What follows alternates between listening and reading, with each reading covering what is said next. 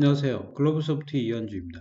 이번 시간에는 조직 단위, 오거너제이셔널 유닛에 대한 디자인하는 방법을 설명드릴까 합니다.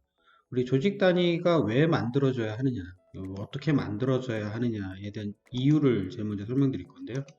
MS에 그 자료가 있어서 이 자료를 한번 보도록 하겠습니다. 제가 미리 열어놨고요. OU 디자인 검토라고 나와 있죠. 개념 검토. OU를 만드는데 가장 중요한 핵심 요인은 여기 나와 있습니다. OU 계층 구조는 조직 또는 그룹의 부서 계층 구조를 반영할 필요가 없습니다 라고 나와 있죠. 그러니까 즉 회사의 조직도를 그대로 OU로 반영할 필요는 없다 이렇게 이해하시면 되고요. 관리 위임, 그룹 정책 적용, 그다음에 개체 가시성에 제한을 하기 위해서 특정 목적을 위해 만들어진다라고 되어 있습니다. 저는 OU는 이제 제일 먼저 나와 있는 게 그룹 정책 적용의 최소 단위라고 얘기를 해요. 어떤 얘기를 하는 거냐면 우리 일반 컴퓨터라는 컨테이너, 유저라는 컨테이너에 보면 얘는 그룹 정책을 배포할 수가 없어요.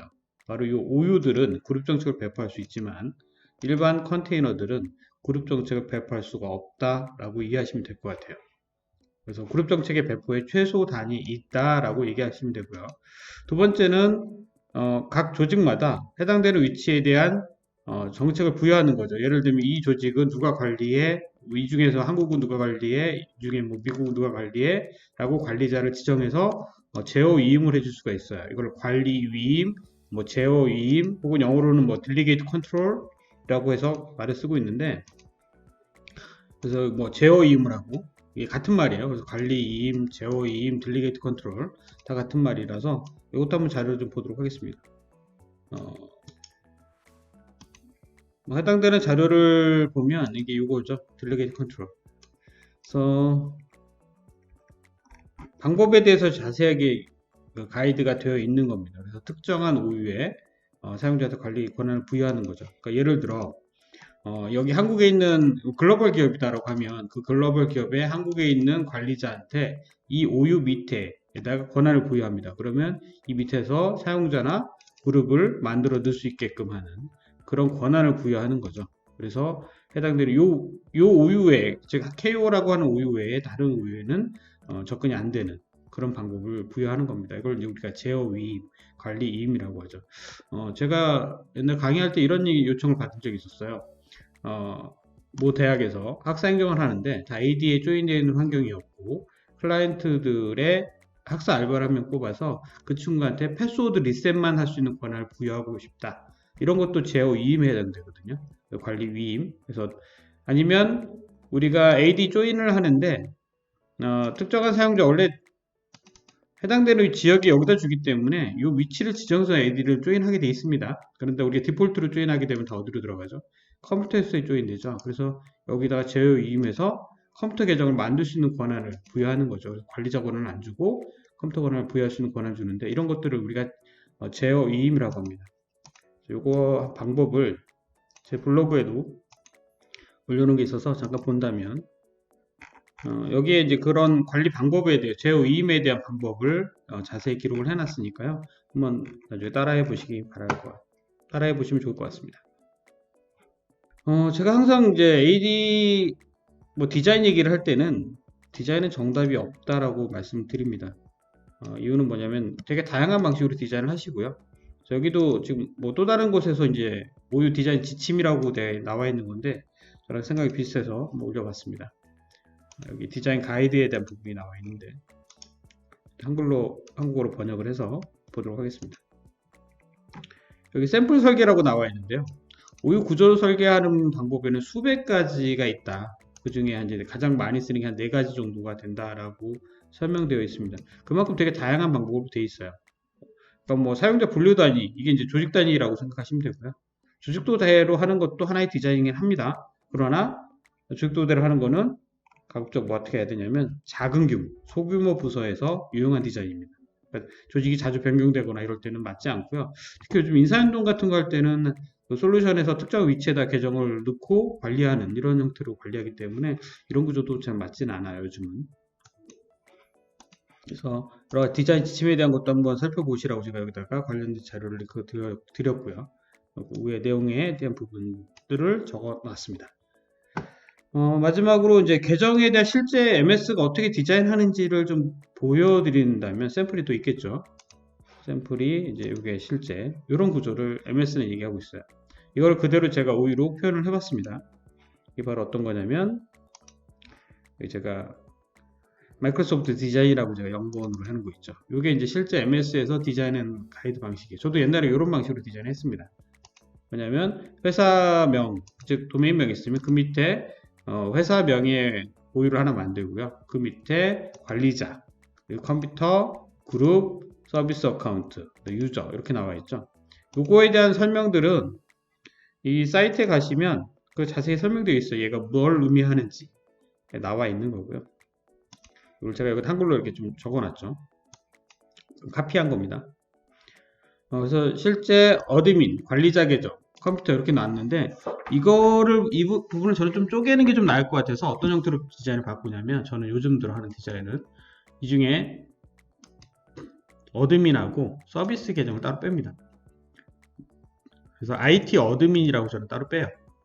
그래서 IT 어드민 안에 어카운트라고 하는 부분, 이게 이제 서비스 어카운트라고 보시면 되고요. 여기서 나오는 이 서비스 어카운트 해당되는 부분이 이거고, 컴퓨터라고 하는 부분이 서버들을 위치하는 공간이에요.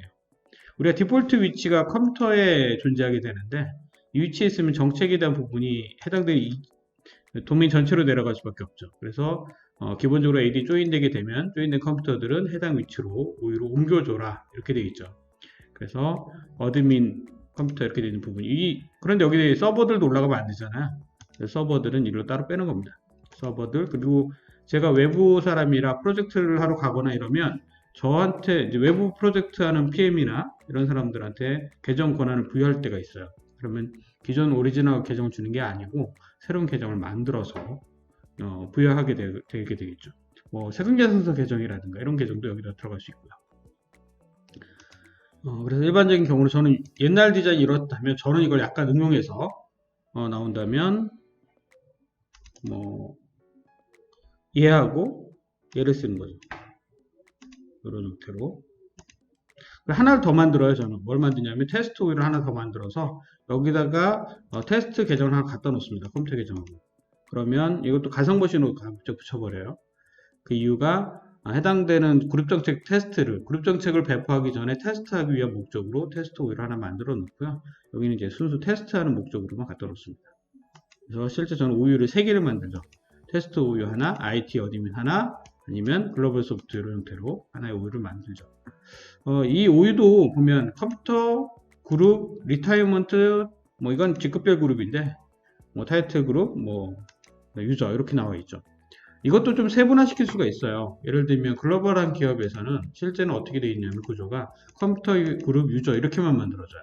실제 많은 이제 글로벌 그룹 AD 쪽 디자인을 확인해 보면 거의 다 이렇게 되어 있습니다. 각 지역별로 레전별로 나눠져 있고요. 그 레전 밑에 해당되는 컴퓨터 그룹 유저 이렇게 나와 있고요. 이걸 좀 세분화한다면 이렇게 될 수 있겠죠. 컴퓨터도 데스크탑하고 노트북이 나눠지겠죠. 랩탑하고 이렇게 나눌 수 있고요. 그 다음에 그룹도 이제 보안 그룹과 배포 그룹이 나올 수 있고요. 뭐 이건 최근에 저한테 누군가 직급별 그룹에 대해서 물어보셔서 제가 그냥 하는 건데 이건 거의 안 만들죠. 그래서 이거 대체로 한 2개 정도의 그룹이 OU가 만들어지게 되고요. 유저도 직원이 있을 수 있고요. 퇴사자가 있을 수 있고요. 그러니까 직원이 여기에 이제 만들어졌다면 퇴사하게 되면 퇴사자 OU로 옮겨줘야 되겠죠. 그리고 여기 같은 경우는 이 서비스 어카운트가 뭐냐면 각 한국에서 뭐 세금계산서 계정 이런 게 존재할 수 있어요. 한국에만 쓰는 계정이죠.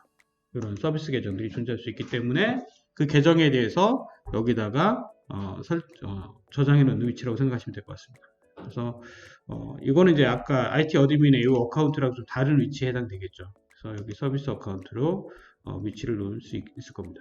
이게 아까 처음부터 말씀드렸듯이 디자인은 정답이 없어요. 어떤 형태로 해도 되는 부분이고요. 그래서 MS가 얘기하는 디자인은 바로 이런 디자인입니다. 이거 그대로 채택하셔도 되고요.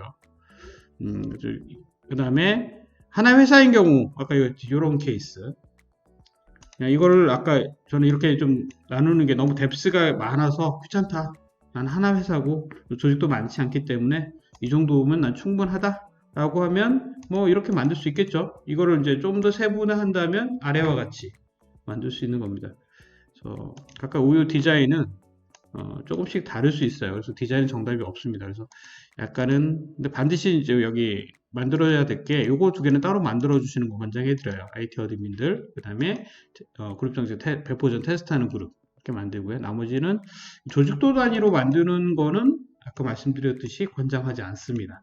이제 이것도 가능하다. 단 뭐다? 소규모 기업에서 조직이 거의 변경이 되지 않고 우리는 뭐 인사운동 이런 것도 안 할 거고 그렇다면 뭐 생각해 볼 수는 있지만 대부분 AD를 운영하는 조직에서는 이쪽은 권장해 드리지 않습니다. 그래서 아까 말씀드렸듯이 저 같으면 요즘 들어 권장해 드릴 만피 요거 하나 그다음에 이렇게 IT, 그다음에 그룹 정책, 테스트 오유까지 이 세 가지 오유를 만들어서 관리하는 것을 권장해 드리고 있습니다. 오유 디자인 여기까지 했고요. 다음 시간에는 실제 이 디자인한 내용 가지고 직접 그 매뉴얼하게 만드는 방법하고 그다음 파워쉘로 일괄적으로 등록하는 방법 이 두 가지를 다 알려드리도록 하겠습니다. 수고하셨습니다.